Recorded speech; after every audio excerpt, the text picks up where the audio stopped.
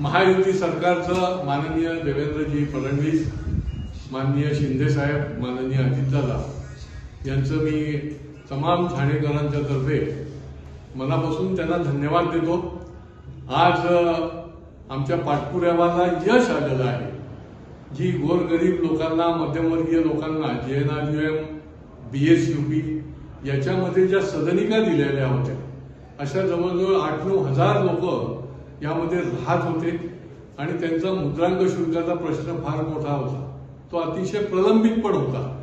त्यांना हे मुद्रांक शुल्क म्हणजे पर सदनिका 50,000, 60,000, 1 लाख भरणं शक्य नव्हतं आणि त्याच्यामुळे आज शासनाने हा निर्णय केलेला आहे की त्यांना याच्यामध्ये पूर्ण सवलत दिली आहे आणि 100 रुपयाच्या स्टॅम्प पेपरवर ते रजिस्ट्रेशन केलं जाईल आणि त्यामुळे हा 2018 पासून जो आम्ही पाठपुरावा करत होतो, कारण जवळजवळ माझ्याकडे 5 पत्र आहेत की त्या माध्यमातून आम्ही पाठपुरावा करत होतो। महापालिकेने देखील प्रस्ताव जो आहे तो शासनाला दिला होता आणि आज ठाण्यातल्या या 7,000च्या वर कुटुंबियांना जवळजवळ 8-9 हजार म्हणजे 40-50 हजार लोकांना याचा निश्चितपणे उपयोग होणार आहे।